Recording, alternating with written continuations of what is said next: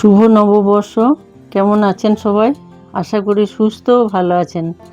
আমিও ভালো আছি। নতুন বছরের প্রথম দিনের প্রথম সকালটি যেভাবে আমাদের শুরু হয়, আজ প্রথমে সেটি দেখাবো। এদিন সবাই অনেক সকালে উঠে পড়ি, আর ওঠার পর একদম বাসি মুখে কয়েক দানা মুসুরি আর এক টুকরো নিম পাতা হাতে নিয়ে চিবানো হয়। খুব অল্প, বেশি না, এভাবে হাতে করে নিয়ে বেশ চিবিয়ে তারপরে মুখ ধোয়া, বাকি সব কাজ প্রতিদিনের মতো হয়।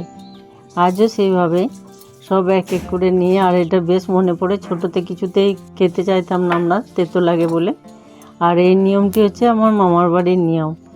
তখন প্রতি বছর দাদু চিঠি লিখে সবাইকে জানিয়ে দিত, মনে করিয়ে দিত প্রতি বছর। অনেক বছর ধরেই হয়ে আসছে এটা। শুনেছি এই টোটকায় সর্পদংশনের ভয় থাকে না সারাটা বছর। বিশ্বাসে মেলায় বস্তু, তর্কে বহুদূর। এরপর চা খেয়ে চলে এসেছি বাগানে। এগুলো যে ফুট কাঁকুর থাকে তার ফুল এসছে অনেক, কিন্তু এখন তো একদম বৃষ্টি হচ্ছে না, শুকনো মাটি, বেশ অনেক জ্বালিয়ে এসছে। আর কয়েকদিন ধরে হনুমানেরও চরম উৎপাত, এসে সব গাছপালা নষ্ট করছে।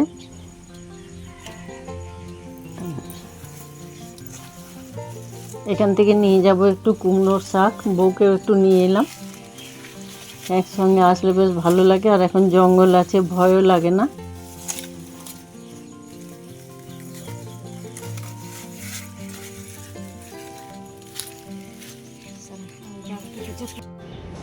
একটু কিছু শাক নিয়ে এলাম এখান থেকে, আর গাছে জল দেওয়ার জন্য নিয়ে এসেছি একটু বোখা শুদ্ধ আম। একদম টাটকা শাক, এটা খেতে খুব ভালো লাগে, আর কচিও আছে বেশ। এবছর প্রচুর আম নষ্ট হয়েছে, গতকাল দেয়া হয়েছে, আর আজ একটু দেয়া হবে গাছে জল। অনেক সকালে উঠলে মনটা যেমন ভালো লাগে, আর বেশ অনেক কাজও হয়। আর আম গাছের ডাল কয়েকটা শুকনো, কয়েক টুকরো নিয়ে এসেছি, একদম শুকনো। এটা কিন্তু ধুনো দিতে খুব ভালো হয়, তাড়াতাড়ি আগুন জ্বলে যায়। আর আমরা যে ধূপই ব্যবহার করি না কেন, ধুনোর গন্ধটা কিন্তু আলাদা।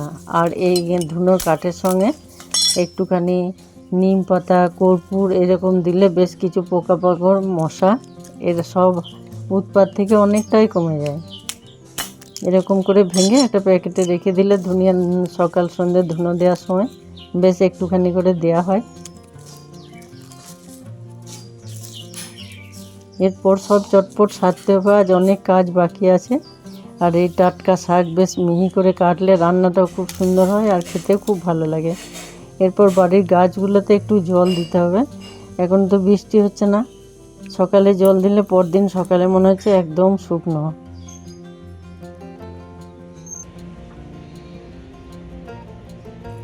মাটির গাছ তবুও কিছুদিন বেঁচে থাকে, কিন্তু টবের গাছ এখন প্রতিদিন 2 বেলা জল দিতে হয়।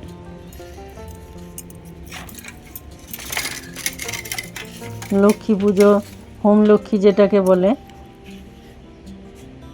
একটানা চলছে। তারপর ছিল নারায়ণের বধ, হলুদ সুতো বাঁধা, দুর্বা ঘাস দিয়ে যেটা হয়।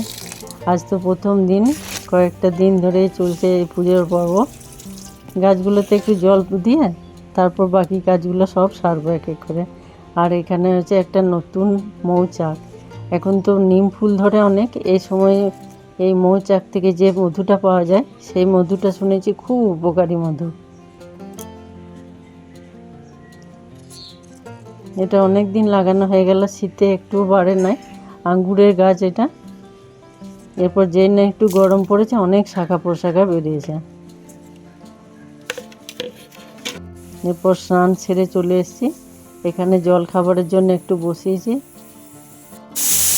রাজমা আর আলু এটা সেদ্ধ হতে দিয়েছি। আর যখন থেকে গ্যাসের এরকম সমস্যা চলছে, যতটা সম্ভব গ্যাস সংরক্ষণের চেষ্টা চলছে। বেশিরভাগ সব কুকারে সিটি দিয়ে দিয়ে সেদ্ধ করা। আর একদম শিলের বাটা মশলা সব রেডি করা আছে, রান্না জোগাড় করা থাকলে খুব বেশি টাইম লাগবে না। পোস্ত, সর্ষে, আদা সব বেটে রাখা আছে। রাজমাটা ঢেলে মটরটাও একটুখানি সিটি দিয়ে নেব। বন্ধুরা, দেখতে দেখতে একটা সাবস্ক্রাইব আর লাইক কমেন্ট অবশ্যই করবেন, আর যদি ভালো লাগে তাহলে শেয়ার, একটা সাবস্ক্রাইব অনেক দূর এগিয়ে নিয়ে যায়, আর একটা কমেন্ট অনেক অনেক উৎসাহ দেয়। সুন্দর সুন্দর কমেন্টগুলো পড়তেও খুব ভালো লাগে। এখানে রাজমা আর আলু একটু ঘুগনির মতন করে এটা জলখাবারে হবে। আর বাড়ির যে দুধ, গরুর দুধ, এটা দিয়ে কালকে একটু করে রেখেছিলাম ছানা, সেটা দিয়ে পনির করেছি। আর অনেকক্ষণ চাপা দেওয়া ছিল, তাই জন্য একটু পাতলা হয়েছে, কিন্তু তবুও বেশ ভালো লাগছে দেখতে।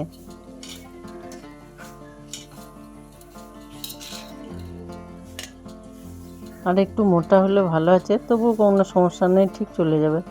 ওদেরকে জলখাবার দিয়ে রান্নাটা অনেকটা আগিয়ে নিয়ে বাকি প্রতিদিনের মতো ঠাকুরকে জল দেওয়াটা সেরে তারপর মন্দিরে পুজো দিয়ে আসবো। আর আজকে তো সবাই দেবে, একটু ছোলা গুড় আর আম রেখে দিলাম। স্নান করার পর আজ থেকে সবাই গাছে জল দেবে। আর এটা তো মন্দিরে। আর কাল নিয়ে এসেছি এখানে একটা, একদম রাস্তার ধারে অযত্নভাবে পড়েছিল, দেখে খুব খারাপ লাগছিল শুকনো মাটিতে। সেই তুলসী রানীকে এখানে এনে একটু জল মাটি দিয়ে সাজিয়ে বেশ কয়েকদিন ছায়াতে রাখবো। যে কোনো গাছ যদি লাগানোর পর একটু বেশ ছায়া অন্ধকার জায়গায় রাখা থাকে, তাহলে কিন্তু নেতিয়ে পড়ে না, খুব তাড়াতাড়ি গাছটা লেগে যায়, জীবন্ত থাকে।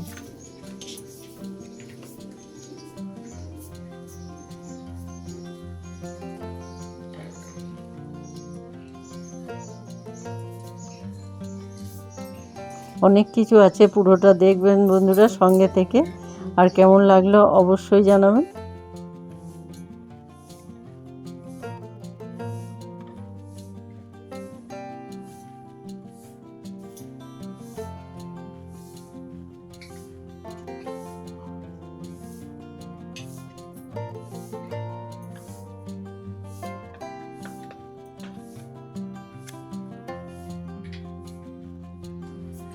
দুটো তিনটে দিন ধরে শশব ব্যস্ত লাগছে, মনে হচ্ছে কখন সামলাবো, কিভাবে সামলাবো। বাড়ির পুজোটা সেরে মন্দিরের পুজোটা দিয়ে আসবো। ঠাকুরমশাই যদি আসে এখানে, এমনই অনেকটা টাইম লাগে, অনেক আসতে দেরি হয়। খুব তাড়াতাড়ি এলে 12টা, নইলে 1টা 1:30 পুজো সেরে আমাদের বাড়ি ফিরতে অনেক দেরি হয়। তাই আগে দিয়ে চলে এসে রান্নাটা শুরু করেছি। এখানে ভাজা দুটো হতে হতে ততক্ষণে একটু তেল অল্প বড়ি ভেজে তুলে রেখেছি। আর সেই তেলে আলুটা আগে একটু সেদ্ধ করে নিয়েছিলাম। সেদ্ধ করার পরে একটু শুকনো লঙ্কা আর 5 ফোড়ন। এখানে হচ্ছে পটল ভাজা, আলু ভাজা, আর ওখানে হচ্ছে বড়ি দিয়ে আলু পোস্ত।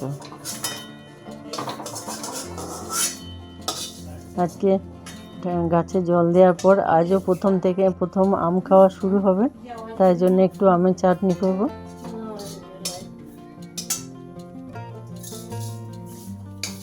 ভাজা তেলটা তেমন কিছু করলে ভালো লাগে না এখানে।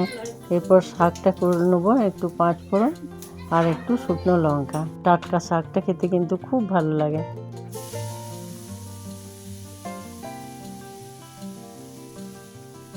কয়েকদিন গরমটাও পড়েছে, প্রচণ্ড গরম।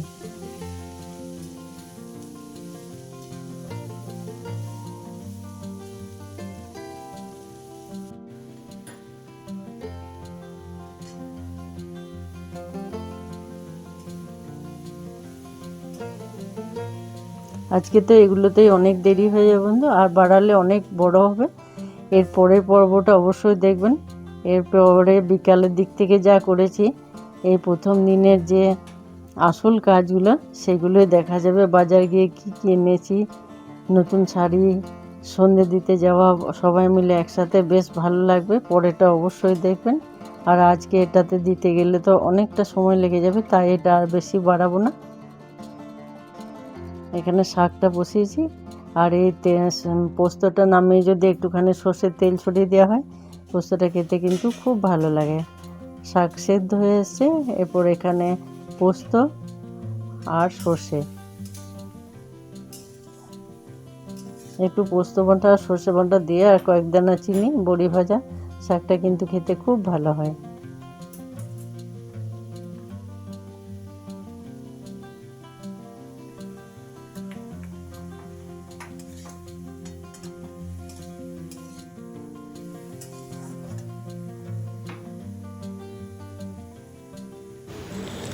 ভাত, চাটনি, পায়েস এগুলো তো আগেই সেরেছি। দারুণ হয়েছে দেখতে, আর একটা খুব সুন্দর মিষ্টি গন্ধও বেরিয়েছে টাটকা শাকে। রান্না তো কমপ্লিট, এবারে মন্দিরে গিয়ে পুজোটা নিয়ে আসবো। পুজোটা নিয়ে এসে একটু প্রসাদ নিয়ে জল খেয়ে তারপর শুরু করব খাওয়া দাওয়া। আমাদের আজ দুপুরের মেনুতে আছে গরম গরম ভাত, পটল ভাজা, আলু ভাজা, শাক। দেখে অবশ্যই জানাবেন কেমন লাগলো, আর এর পরের পর্বটি অবশ্যই দেখবেন, অনেক সুন্দর জিনিস আছে। এখানে আছে মটর পনির,